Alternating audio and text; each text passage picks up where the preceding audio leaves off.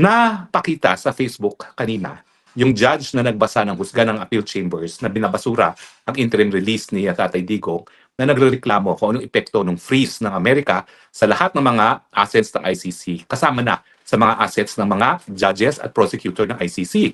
Abay, masalimuot pa lang nangyari sa kanila. Ang sabi ng judge na yan, wala siyang mabuksan na bank account miski sa Europa, wala siyang syempre credit card, at pati ang mga visa ay frozen. Paano ba kasi nai-implement ang freeze ng mga Amerikano sa mga assets hindi lamang ng ICC kundi sa lahat ng mga judges at prosecutor ng ICC? Well, alam niyo sa larangan ng international law, kontrobersyal itong unilateral sanctions na ini-impose ng iba't ibang bansa. No? Bakit siya kontrobersyal?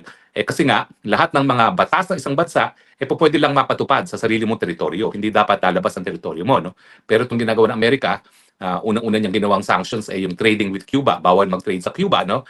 Tapos ngayon naman, ito nga, nagkaroon ng sanctions laban sa pondo ng ICC at sa lahat ng mga opisyales ng ICC, kasama na yung prosecutor at ang mga huwes. So paano ba na-implement yan? Well, theoretically, dapat yan sa Amerika lang napapatupad.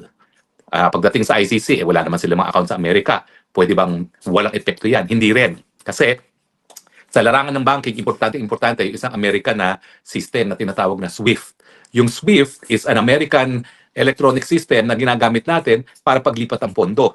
So kung ikaw ay magte-telegraphic transfer, SWIFT ang gagamitin mo. So ang unang-unang nawala sa sa ICC at sa mga judges at prosecutor ng ICC ay yung SWIFT. So hindi sila makatanggap ng pera from abroad.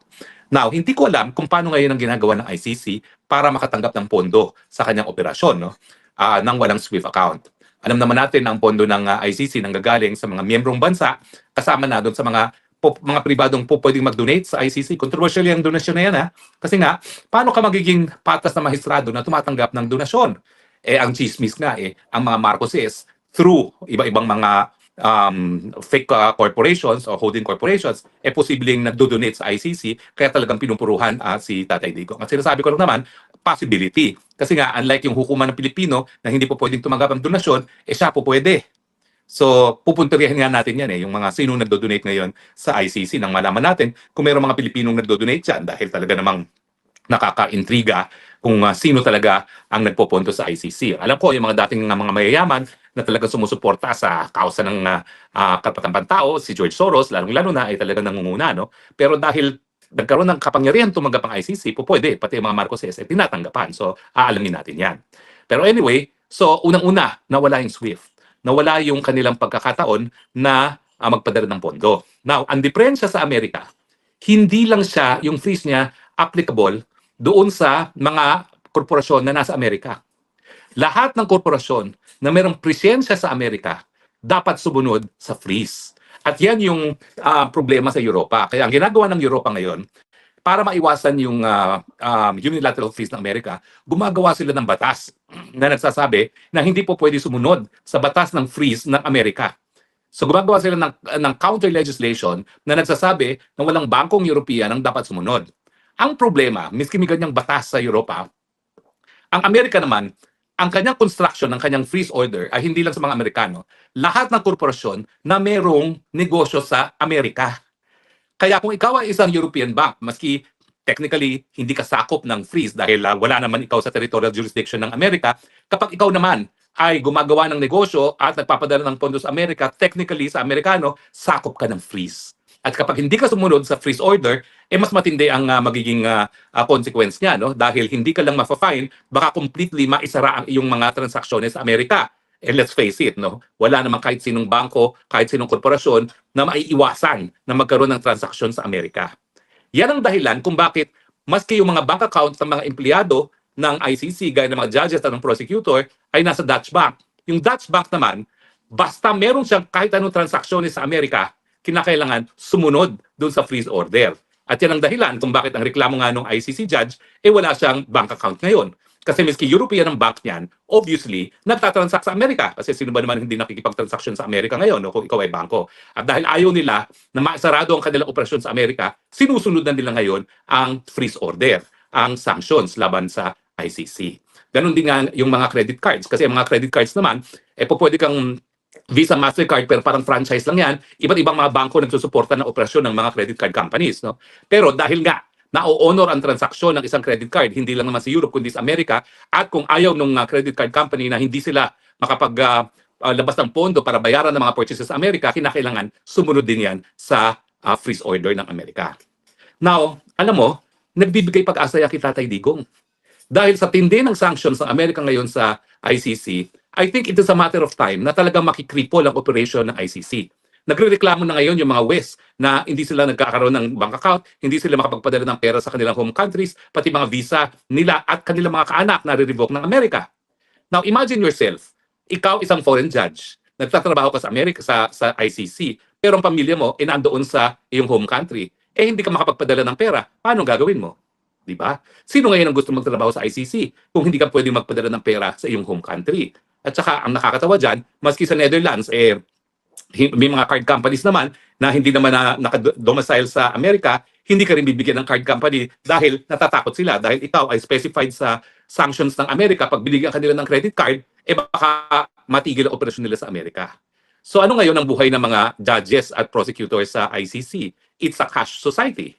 So nakakatawa talaga yan kasi ako tumira ako doon sa, well, anyway, dito sa Europa, no? Paano ka magbabayad ng upa mo? Lahat yan ay electronic na, no?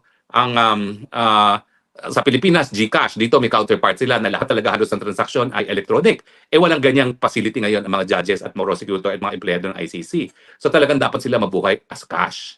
Pero pinaka-nakakaintriga nga is, paano pinapasok ng Japan as the biggest donor country sa ICC, yung contribution niya sa ICC na hindi gumagana yung SWIFT.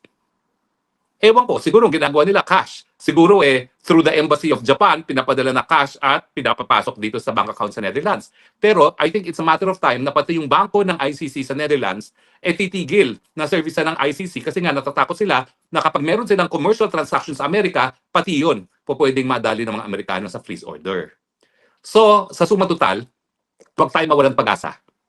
Alam ko na basura na with finality yung ating hiling na magkaroon ng interim release si Tatay Digong.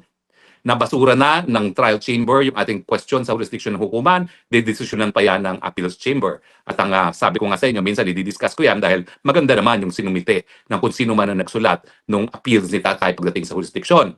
At pangatlo, meron pa yung issue kung kaya ba niyang humarap sa isang paglilitis na didesisyonan pa lang ng pre-trial chamber at meron pang appeal yan. So meron pa tayong at least 2 pagkakataon para mapalaya si Tatay Digong. Yun nga yung sa appeal sa jurisdiction na kapag tayo ay nanaig dyan, ay uwi ng Pilipinas si Tatay Digong at saka yung unfit to stand trial na may possibility na mapalaya at mapauwi rin sa Pilipinas si Tatay Digong. Pero ang pangatlo pa is kapag tuluyang na-paralyze ng operation ng ICC. At sa tingin ko, doon sa kinuwento ng appeals chamber judge ng ICC na napakahirap ng buhay nila na ang ICC ay frozen ang kanilang finances, binibilang na lang natin ng araw bago sumuko ang ICC at sabihin hindi na namin kaya. Dahil importante talaga ang banking system, no?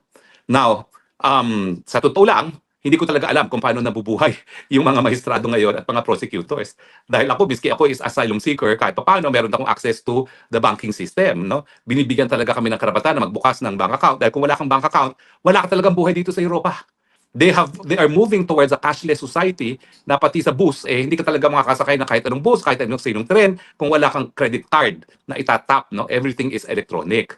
So, sa tingin ko nga, ang isa pang pangatlo na posibilidad, dahil nga sa sanctions ng Amerika, tuluyan na magsasara ang ICC dahil hindi nila masusustain ang operations na on a cash basis.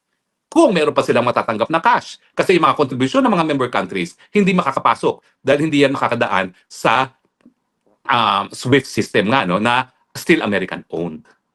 Ang nakakatawa nga doon sa sabi ng judge, pati ba naman computer program, wala sila. Dahil ang computer program, Google. So ang ginagamit nila, pati sa email, is Proton, hindi na Google. At napakahirap talaga ng buhay nila.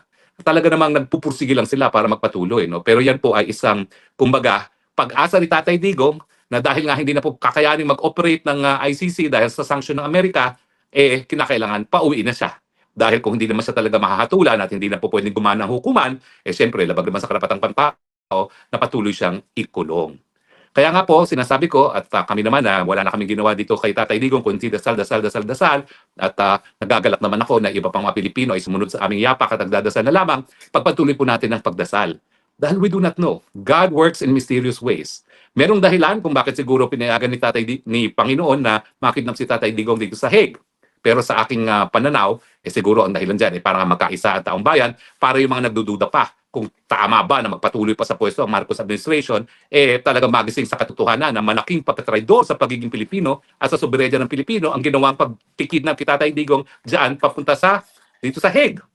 Kaya ang aking sinasabi, God has a purpose. Perhaps it is to unify us at tayo naman talaga ay nagkaisa na para ipakita na taksil talaga sa sambayan ng Pilipino ang mga Marcoses at yung kanilang mga aliado na nanghidap kay Tatay Digong at siguro para nga mapabilis pa ang pagiging presidente ni VP Sara. Dahil ang aking tingin, kung hindi natin isisisante itong Marcos Jr. na ito before 2028, hindi mananalo ang kalaban ng Marcos Jr. dahil hawak-hawak ng mga Marcoses ang makina na magbibilang ng boto. Bukod pa doon sa gobyerno mismo, kung hindi natin masisisante na mas maaga itong Marcos Jr. No? At yung pagsisisante naman, karapatan natin yan. Huwag kayo matakot. Hindi po yan incitement to sedition. Ang pagsisisante, dahil ang isang presidente ay hindi na kayang katungkulan, ayan po ay talagang tunay sakop ng kapangyarihan ng taong bayan bilang tunay na soberenya sa isang bansa gaya ng Pilipinas. So mga kaibigan, meron pa tayong mga pag-asa na talagang mapauwi si Tatay Digong. Number 1, desisyon ng Appeals Chamber na wala lang jurisdiction ang ICC dahil nagsimula ang preliminary investigation na hindi na tayo miyembro ng ICC. Yan ang pinakamalakas. Pangalawa, mananaig tayo sa pre-trial chamber na wala na sa tamang pag-iisip ang Tatay Digong para tumayo sa isang paglilitis. Ang resulta dyan, at least, matitigil ang paglilitis at sa aking tingin, yan ay sapat na dahilan para nga mapalaya si Tatay Digong.